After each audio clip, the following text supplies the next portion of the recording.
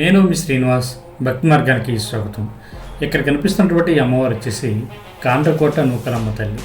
ఈ ఊరి గ్రామ దేవతగా కొలువై ఉండి భక్తులు కోరిన కోరికలు తెచ్చేటువంటి కల్పవల్లిగా విరజిల్లుతూ ఉంది.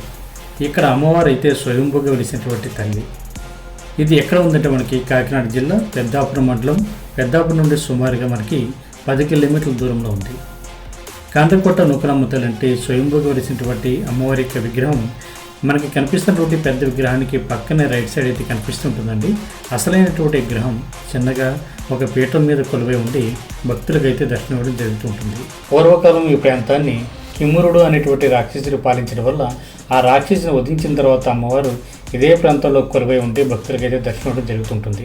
మనకి ముఖ్యంగా పాల్గొన మాసం అంటే ఉగాది ముందు వచ్చేటువంటి అమావాస్య రోజున ఈ గ్రామంలో అంగరంగ వైభవంగా జాతర అయితే జరుగుతూ ఉంటుంది.